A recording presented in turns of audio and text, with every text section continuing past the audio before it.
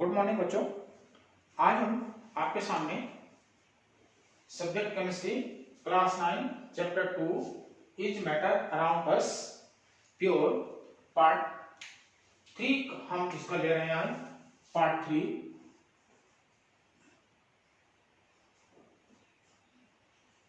दो पार्ट हम पहले इसका डिस्कस कर चुके हैं। आज हम पार्ट 3 पर डिस्कस करेंगे।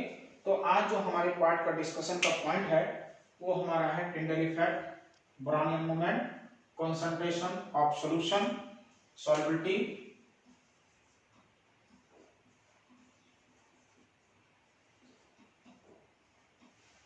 Physical change, chemical change. तो हम स्टार्ट करते हैं वन बाय वन करके। तो सबसे पहले जो हम आज स्टार्ट कर रहे हैं टिंडल इफेक्ट। तो हम इसको टिंडल इफेक्ट को एक्सप्लेन कर रहे हैं। टिंडल इफेक्ट ये बहुत ही इंपॉर्टेंट हमारे लिए है। तो हम इसको देखते हैं टिंडल इफेक्ट कैसे हम इसको एक्सप्लेन करेंगे। टिंडल इफेक्ट तो बच्चों बहुत ही सिंपल चीज है इसको समझने के लिए। तो मैं ले रहा हूं इसको टिंडल इफेक्ट।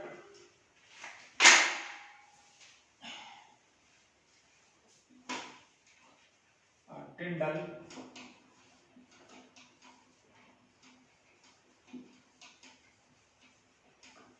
इफेक्ट तो मैं इसके लिए सबसे पहले एक डायग्राम की हेल्प से आपको समझाने की कोशिश कर रहा हूं। तो मैं यहाँ 3 टाइप का डायग्राम बना रहा हूं। एक डायग्राम मैं आपको ये बना रहा हूं, इसमें ध्यान देंगे आप। एक डायग्राम और बना रहा हूं मैं, ये भी मैंने एक डायग्राम बनाया। एक डायग्राम और मैंने बना दिया। तो मैं 3 टाइप का डायग्राम आपके सामने बना दिया। ठीक है, टिंडल इफेक्ट हम देखेंगे। तो इसमें जो सॉल्यूशन है ये जो हम ले रहे हैं इसमें बहुत माइन्यूट पार्टिकल्स हैं सॉल्यूट के। तो particles are very very minute. और बेटा हम इसको बोलते हैं my dear student, this is called true solution. ये आपका ट्रू सॉल्यूशन है। ट्रू सॉल्यूशन है। इसमें हम ले रहे हैं थोड़ा पार्टिकल का साइज थोड़ा बिगर है।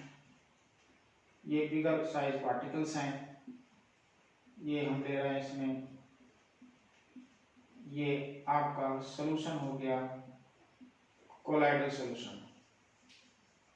Colloidal solution. और थर्ड हम ले रहे हैं थोड़ा इससे साइज और बड़ा बिगर हो गए सॉल्यूट पार्टिकल्स के। ये आप ले रहे हैं, इसमें आप देखेंगे साइज ऑफ टू लार्ज। तो ये सॉल्यूशन है इसके अंदर, ये भी सॉल्व है। तो ये लिया हमने। अब हम इसमें जो when beam of light is pass, अब देखिए 3 कैरेक्टर हम ले रहे हैं इसके। इसको बोलते हैं हम सस्पेंशन सॉल्यूशन। Suspension solution. देखो जब बीम ऑफ लाइट पास करते हैं, अब ध्यान से देखिए, जब हम पास इस पर से हम बीम ऑफ लाइट पास करते हैं यहां से, ठीक है, बीम ऑफ लाइट हम पास करते हैं यहां पर। तो व्हाट हैपन, क्या हो रहा है यहां पर, इसमें से जब pass beam of light pass beam of light, जब हम लाइट पास कर रहे हैं इस सॉल्यूशन से, सो ठीक है, तो there is no visual of path, no visual of path, no visual of path. लेकिन जैसे ही अगर इसमें पास करते हैं हम ये solution by beam of light, beam of light pass, beam of light हम पास कर रहे हैं। तो बच्चों ये beam of light pass, they makes a cone like, they path is visual scatter, scattering of light by particles, यहां पे जब हम पास करते हैं इसमें से pass beam of light, pass beam of light pass करते हैं तो नो स्कैटर ऑफ लाइट। तो अब हम इस एक्सप्लेन करते हैं इसको। देखिए जब हम तीन पार्ट ले रहे हैं, जब हम इस वाले सोल्यूशन में, ट्रू सोल्यूशन में, जब व्हेन हम बीम ऑफ लाइट पास करते हैं तो देखिए there is no visual of light, there is no visual of light by the particles when the pass the beam of light in colloidal solution. So this one is the colloidal solution. Here is the scattering of light by the particles. ठीक है, इसको यहाँ पे इसमें particles का scattering हो गया। ठीक है, जब हम इसमें पास करते हैं, लाइट को पास करते हैं तो देर हम इसे देखते हैं there is no scattering of light is taking place. तो हम ब्रीफ में कह सकते हैं कि only the colloidal solution have tendency, the colloidal solution have the capacity to scattering of light because ऐसा क्यों होता है? The size of solute particles, the size of solute particles in the range of 1 nanometer to 100 nanometer। तो यहाँ पर size is 100 nanometer, यहाँ size is less than 1 nanometer। तो बच्चों यहाँ पर साइज जो है 1 नैनोमीटर होता है।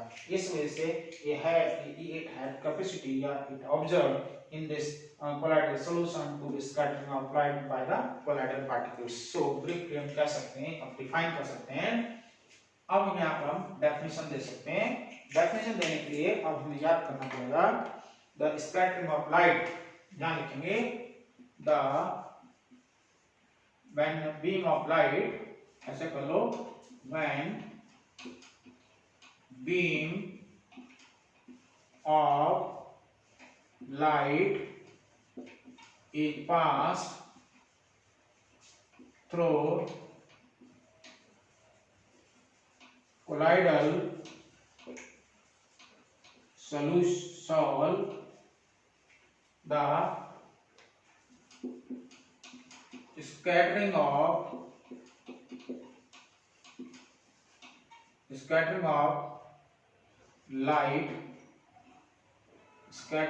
light is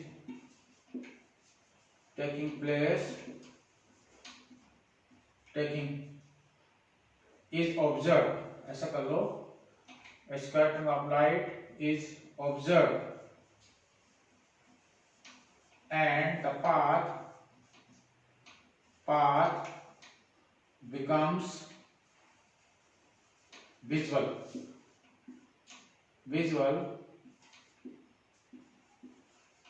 is called Tyndall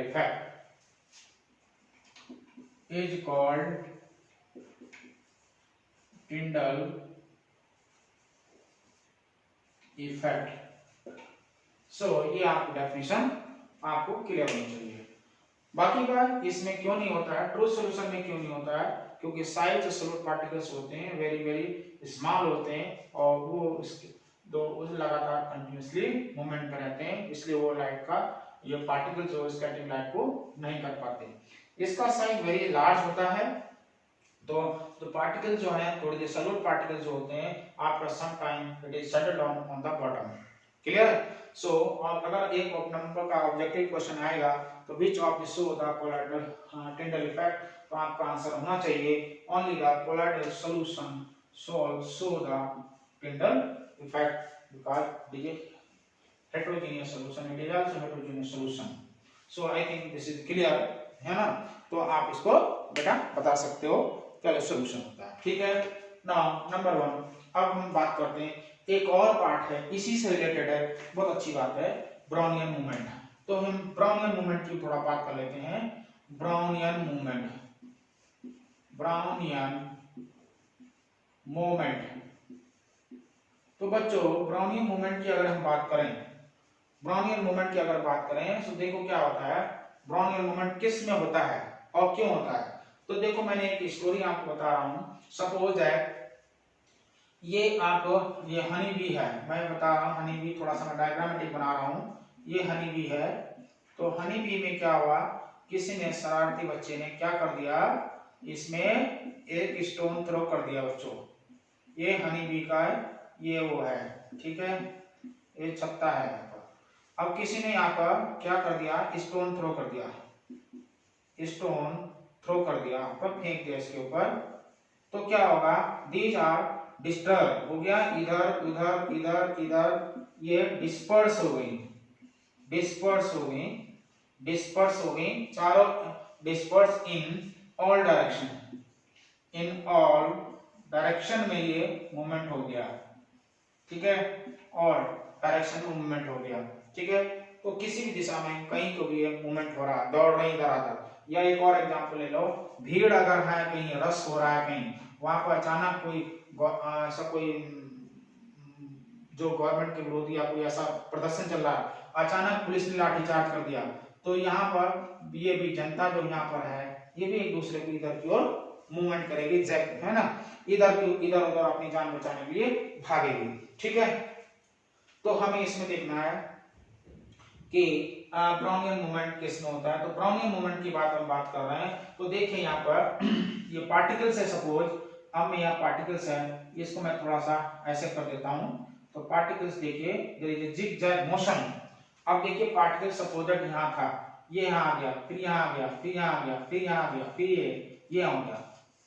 तो ओनली द जिगजैग मोशन, सो तो यहाँ पे लिख सकते हैं the zigzag motion of the particles. तो डेफिनेशन होगी इसकी, द जिगजैग मोशन। अब इसकी डेफिनेशन दे सकते हैं हम, the zigzag motion of the particles, यानी कोलाइडल पार्टिकल्स ऐसे कहिए, the zigzag motion of colloidal particle is known as Brownian movement.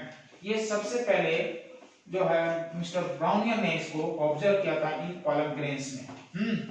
उन्होंने पॉलन ग्रेन्स का सॉल्यूशन बनाया था, उसमें उन्होंने ऑब्जर्व किया था। तो इसमें क्या, zigzag motion of colloidal particle in solution, the zigzag motion of colloidal particle in solution in sol, ऐसे कहिए, sol is called Brownian moment. Brownian moment.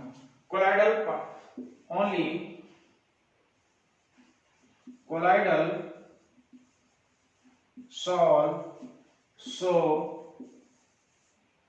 Brownian moment.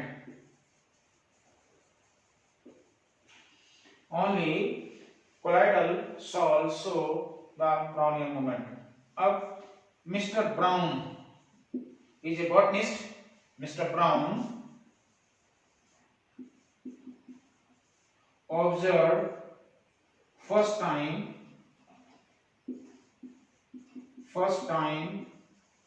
observed Brownian moment in pollen grain solution. Pollen grain solution. He is a botanist. He was, ये चलो इसको छोड़ो, ठीक है।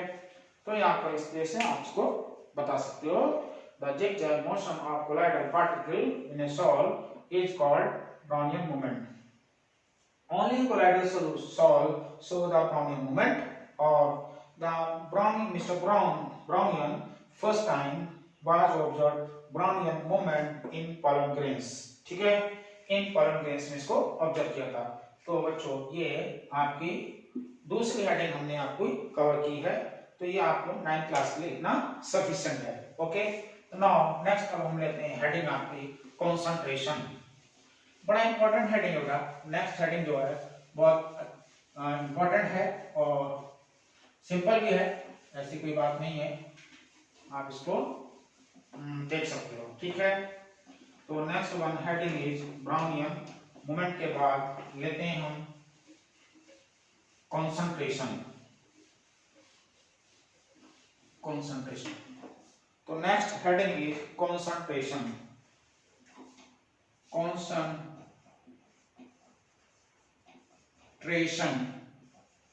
Of solution. देखिए concentration of solution, सुनना बहुत इंपॉर्टेंट बात है। अमाउंट ऑफ, देखिए अमाउंट ऑफ, ले रहे हैं द अमाउंट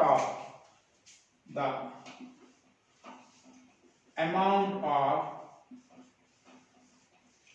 solute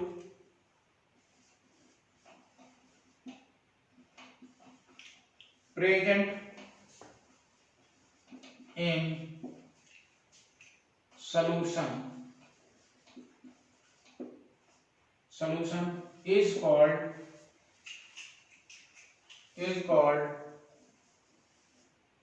concentration।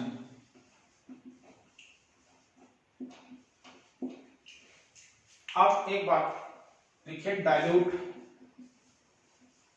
अभी हम समझा रहे हैं इसको, dilute of. If amount of solute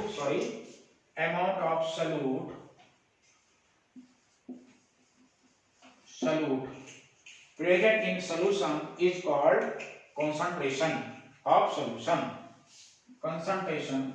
solution। ठीक है। एक और डाइल्यूट सॉल्यूशन। डाइल्यूट क्या होते हैं? Dilute solution, if lesser amount of solute present in solution is called dilute solution। Suppose मैंने लिया 100 ग्राम, ये लिया 5 ग्राम in 100 ग्राम ऑफ वाटर। तो देखो यहां पर मैंने 5 ग्राम्स लिया, स्मॉलर अमाउंट है, स्मॉलर अमाउंट लिया इन 100 gram of water, that is solvent. Water is a solvent. So if the lesser amount of solute present in solution is called dilute solution। दूसरा एक बात और हो सकती है इसकी, concentration solution, concentration या concentrate ऐसे कहिए, concentration he concentrate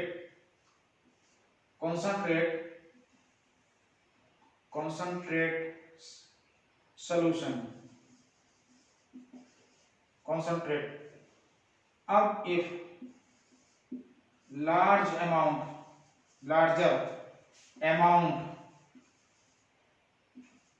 of solute present in solution। अब एग्जाम्पल लेते हैं इसका भी। देखिए यहां पर हमने लिया वाटर, कितना, वही 100 ग्राम वाटर लिया हमने बेटा, और इसमें सॉल्यूट हमने जो डिजॉल्व कर दिया, अब हमने कर दिया इसमें सॉल्यूट, हमने 15 ग्राम सॉल्यूट ले लिया, लाइक NaCl। तो कंपेयर कीजिए, यहाँ पे 100 ml लिया था हमने, 100 ग्राम लिया था, यहाँ भी 100 ले लिया हमने। इस 100 में देखिए 15 ग्राम लिया, यहाँ कितना लिया था, यहाँ लिया था हमने 5 ग्राम, यहाँ लिया हमने 15 ग्राम। तो ये अमाउंट इज लार्जर होगी, ये अमाउंट लार्ज होगी, ये अमाउंट लेसर है। तो अगर हम सॉल्यूट की लार्जर अमाउंट ले रहे हैं in a particular amount of solvent, तो उसमें क्या होगा, वो सॉल्यूशन कंसंट्रेट सॉल्यूशन होगा। ठीक है, तो हमें दो बात का याद रखना चाहिए। एक लेते हैं हम कंसंट्रेट सॉल्यूशन में डाइल्यूट सॉल्यूशन बनता है हमारा, दूसरा बनता है हमारा कंसंट्रेट सॉल्यूशन बनता है। तो concentration of solution means the amount of solute present in A solution is called concentration of the solution.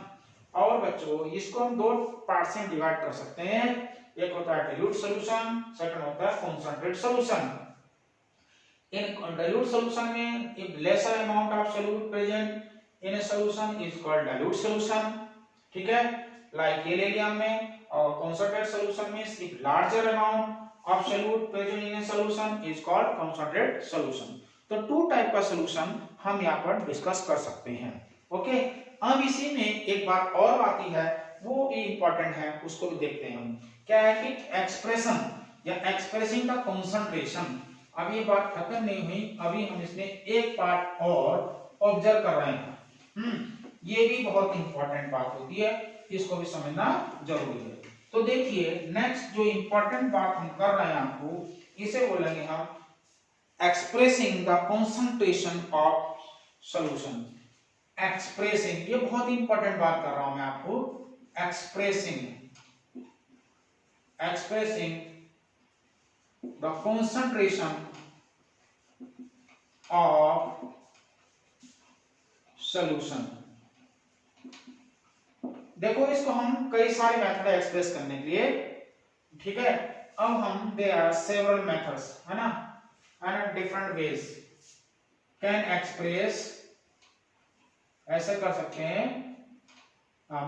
ठीक है, तो बहुत सारे मेथड्स इसके हैं, हम इसमें से कुछ एग्जांपल ले रहे हैं। नंबर 1 हम ले रहे हैं मास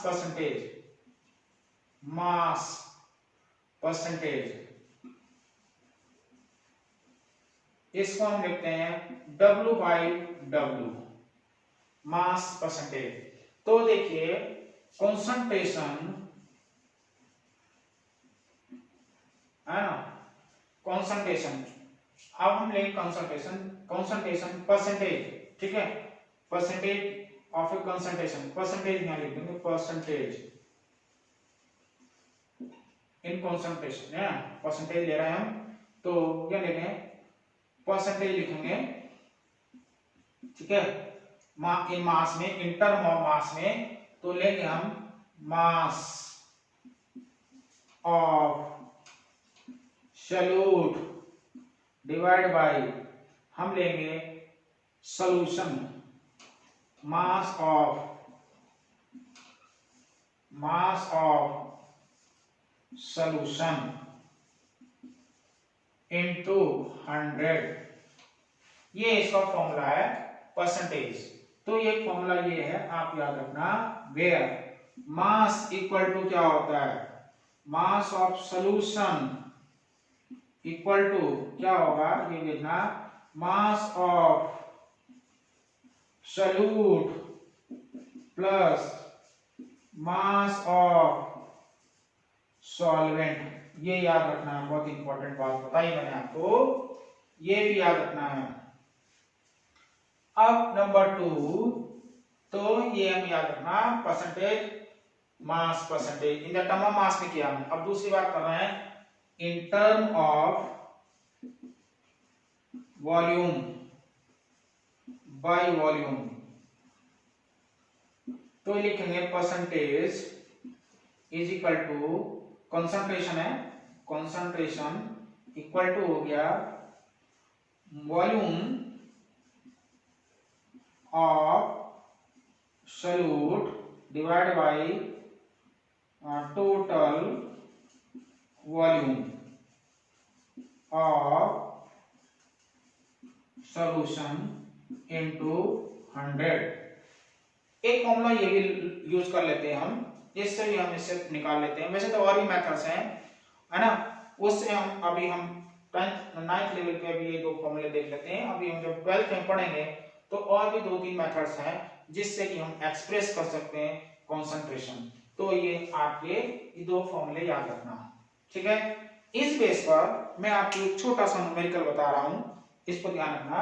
तो हम दो मेथड अप्लाई कर रहे हैं, सिर्फ दो, only two methods are using to calculate the percentage of ना परसेंटेज और कंसंट्रेशन। तो ठीक है, ओके। तो नेक्स्ट है हम एक कैलकुलेशन पे इसका न्यूमेरिकल देखते हैं। कैलकुलेशन नेक्स्ट होगी कैलकुलेशन ऑफ मास परसेंटेज। एक हेडिंग है, क्वेश्चन एक मैं दे रहा हूं आपको, उसको देखना, ठीक है।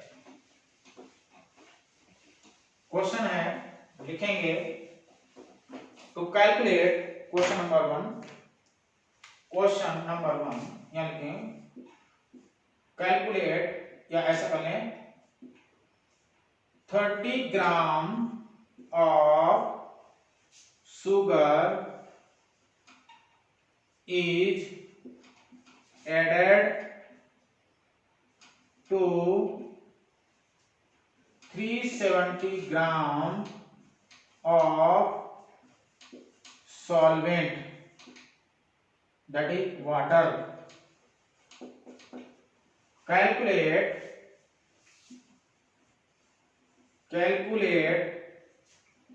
the mass percentage of solution. Okay, calculate the mass percentage of solution. तो बच्चों इसको करने के लिए देखिए बात किसने क्लियर कर दी, मास परसेंटेज। तो पहले फॉर्मूला लिखेंगे, सॉल्यूशन, इसका आंसर निकालेंगे। मास परसेंटेज इक्वल टू होता है बच्चों, नाम लिखेंगे, पहले फॉर्मूला लिखेंगे, मास of solute divide by mass of solution. अब बच्चों जो वैल्यू दी हुई है उसको लिख लेते हैं। मैं लिख रहा हूं given mass of solute is given 30 gram,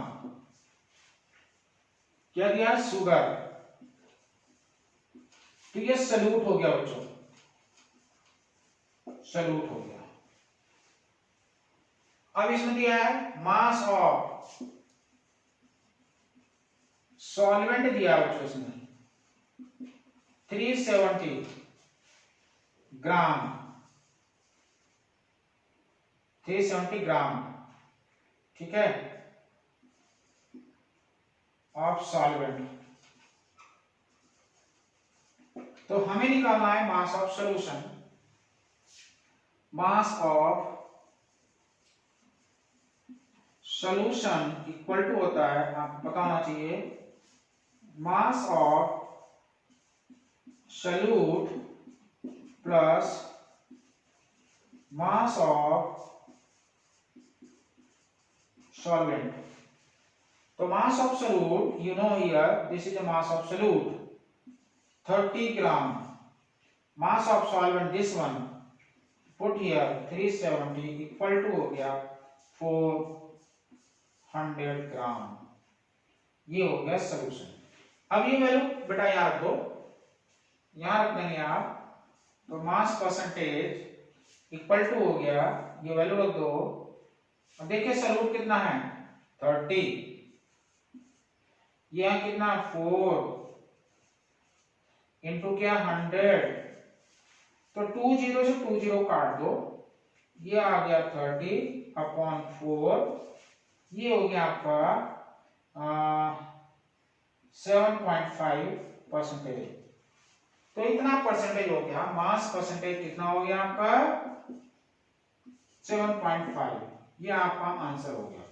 okay बच्चों, तो इस तरह से आप इसकी परसेंटेज फाइंड कर सकते हैं, ठीक है।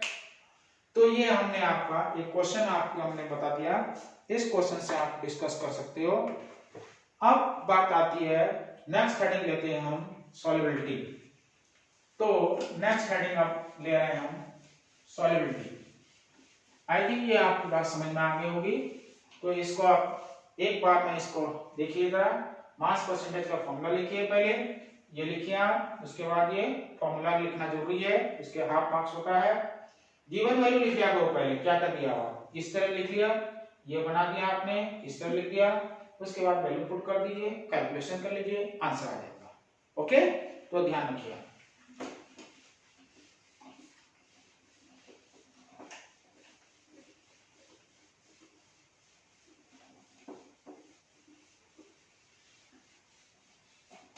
नेक्स्ट हेडिंग है आपकी सॉल्युबिलिटी। ये बड़ी इंपॉर्टेंट हेडिंग है।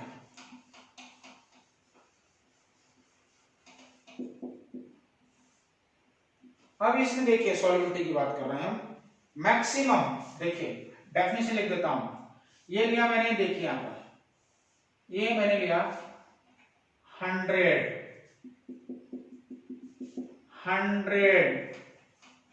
ग्राम solvent like water।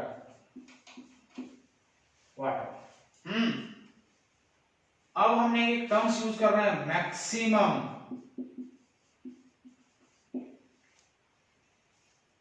Maximum amount of solute. अब सुनना है, देखिए बहुत इंपॉर्टेंट बात बता रहा हूं, बहुत सिंपल सी बात बताऊंगा। ये मैंने ऐसे लिख दिया, यहां लिया मैंने 100। अब जो सॉल्यूट ले रहा हूं मैं, सपोज मैंने लिया NaCl, ये सॉल्यूट है। अब ये डेफिनेशन समझने की बहुत इंपॉर्टेंट बात यह है कि the maximum amount of solute, maximum amount of solute that can be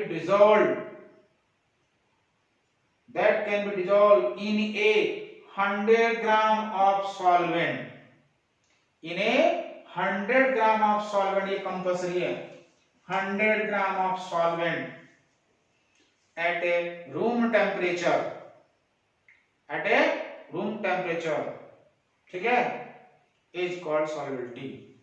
definition आप लिख सकते हैं। अब डेफिनेशन लिखिए इसकी, the maximum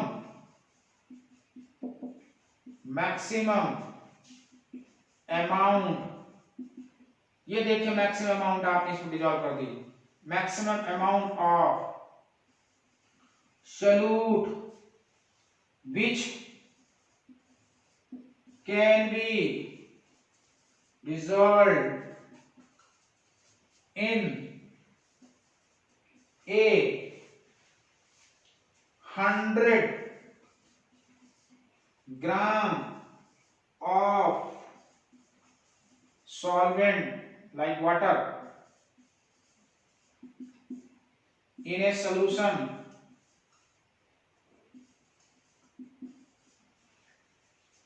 at particular temperature, बहुत जरूरी है, is called, is known as solubility। ठीक है बच्चों, तो ये बात आपको याद होना चाहिए कि the maximum amount of solute which can be dissolved in a 100 gram of solvent in a solution at a particular temperature is called solubility। तो ये डेफिनेशन है, इस डेफिनेशन को याद करना बहुत जरूरी है। ठीक है, अगर आपको ये डेफिनेशन याद होगी तो आप देखिए इसमें, अब हमने क्या लिया था 100, maximum amount of solute can be dissolved in a 100 gram of solvent dissolved in a solution is called solubility।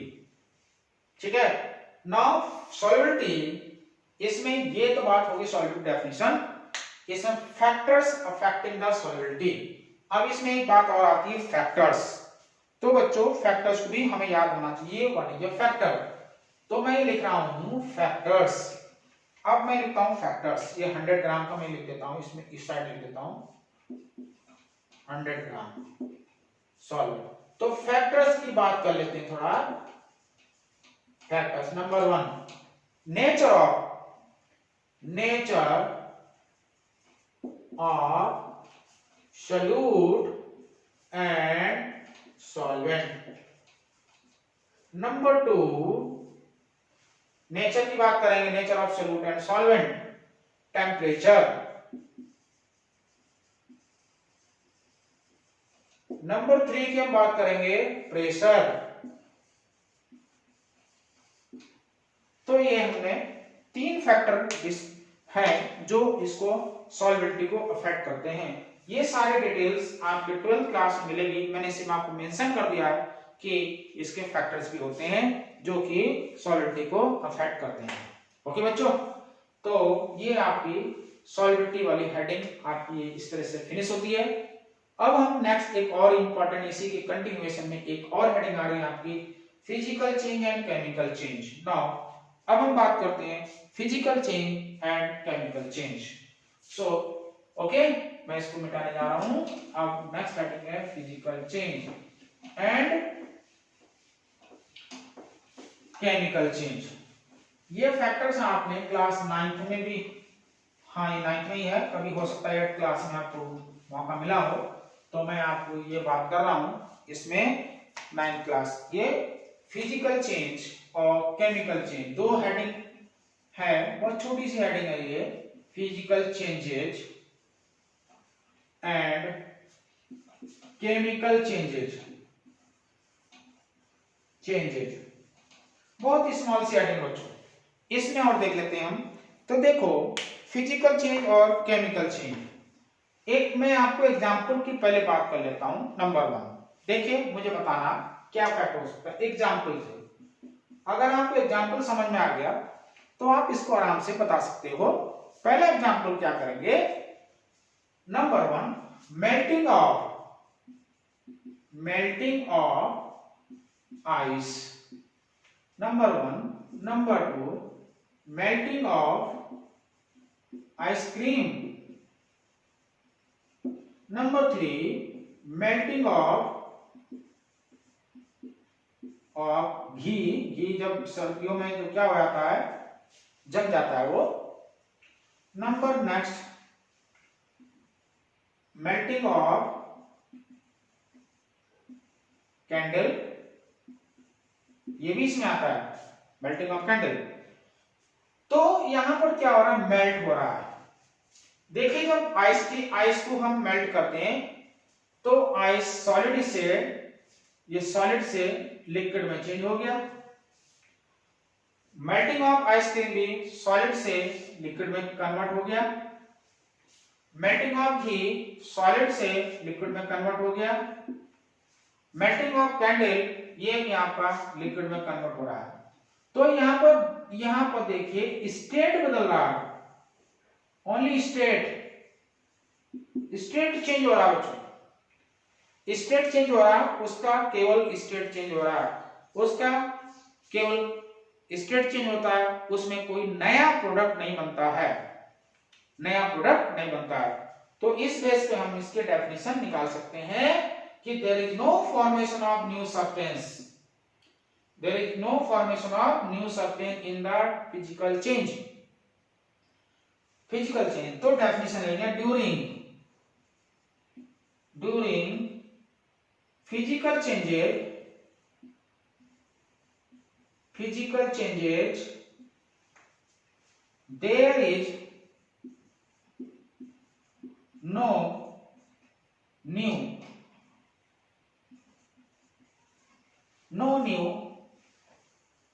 substance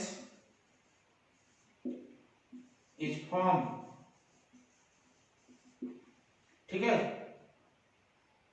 एक इंपॉर्टेंट बात, फिजिकल चेंजेज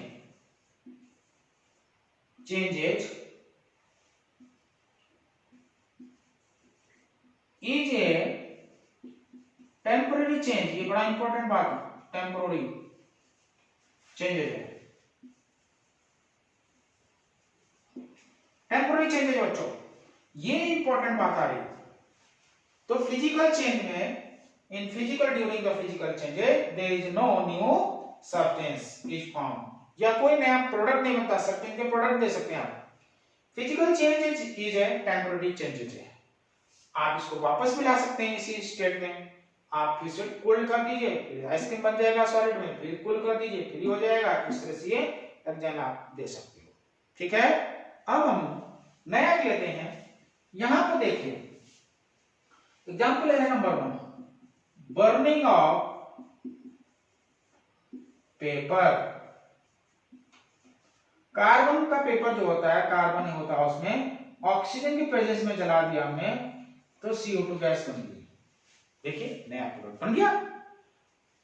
अब यहां पर एक और एग्जांपल बेस्ट आप देख सकते हो, कर्डिंग ऑफ मिल्क। कर्डिंग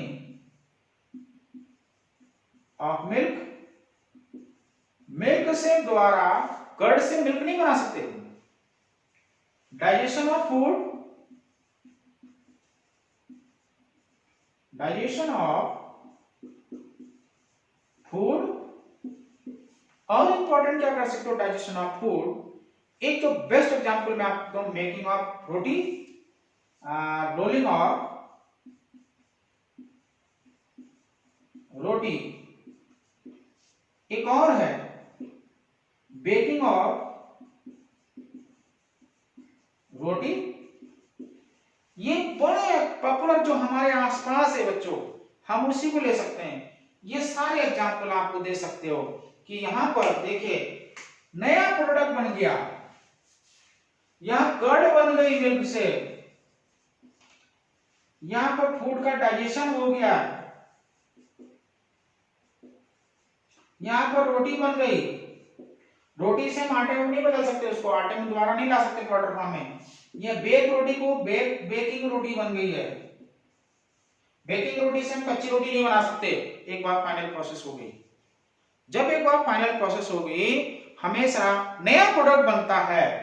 तो ये याद रखना इसमें कि केमिकल चेंजेस में ओनली फॉर्म न्यू सब्सटेंस। ठीक है, परमानेंट इफेक्ट है ये। फिजिकल चेंज में केवल उसकी कंडीशन हटा दीजिए, बैक आ जाता है स्टेट में।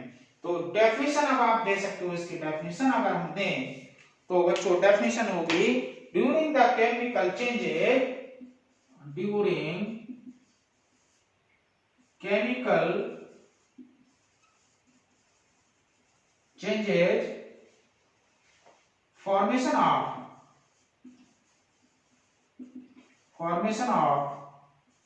new